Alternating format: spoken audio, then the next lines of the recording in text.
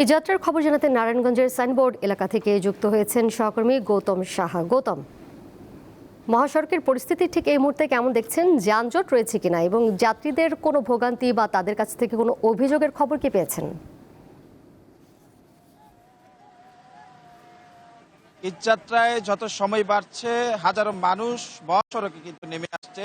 নারায়ণগঞ্জের ঢাকা চট্টগ্রাম ঢাকা সিলেট মহাসড়কের পাশে যে বাস কাউন্টারগুলো রয়েছে, সকাল থেকে আমরা বিকেল পর্যন্ত যে বিষয়টি দেখেছি, বেলা বাড়ার সাথে সাথে মানুষের চাপ কিন্তু বাড়তে শুরু করেছে। আমরা এখানে কথা বলেছিলাম অসংখ্য যাত্রীর সাথে, তারা যে বিষয়টি জানিয়েছেন যে অতিরিক্ত ভাড়া আদায়ের বিষয়টি কিন্তু তারা অভিযোগ করছেন। সেই সাথে নির্ধারিত সময়ে যে পরিবহন না পাওয়ার যে ক্ষোভ সেটি কিন্তু তারা প্রকাশ করছেন। তবে নারায়ণগঞ্জের মহাসড়কগুলিতে এখন পর্যন্ত কোথাও যানজটের দেখা মেলেনি।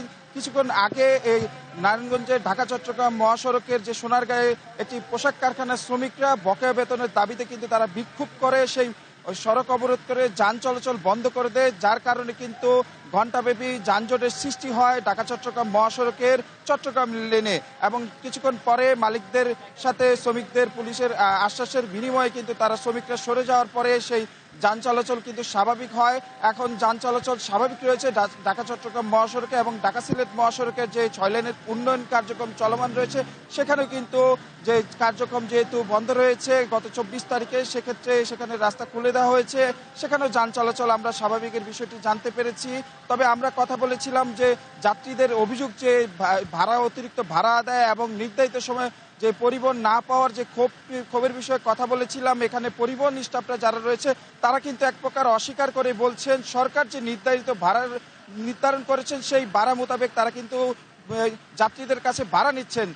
আরেকটি বিষয়, নির্ধারিত সময় যে বাসটি আসছে না সেই কারণ হিসাবে পরিবহন স্টাফরা দাবি করছেন ঢাকার কিছু অংশে যানজট সৃষ্টি হয়েছে, সেখান থেকে বাস আসতে যে মহাসড়কের বাস কাউন্টারগুলিতে আসতে সময় লাগছে, যার কারণে যাত্রীদের কাছে বাস সময় মতো তারা সেবা দিতে পারছেন না, উভয় কিন্তু ভোগান্তি পড়ছেন, সেই দাবিটি কিন্তু জানাচ্ছিলেন আমাদের। এবং এই আইনশৃঙ্খলা বাহিনী যে বিষয়টি জানিয়েছেন যে ঈদযাত্রায় মানুষের নির্বিঘ্নে চলাচলের জন্য তারা বিভিন্ন স্পটে কিন্তু অতিরিক্ত আইনশৃঙ্খলা বাহিনীর সদস্যদের মোতায়েন করেছেন এবং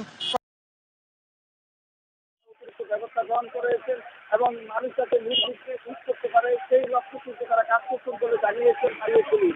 এই ছিল আসলে আমার কাছে নারায়ণগঞ্জে মহাসড়কের ঈদ যাত্রার এখন পর্যন্ত সর্বশেষ।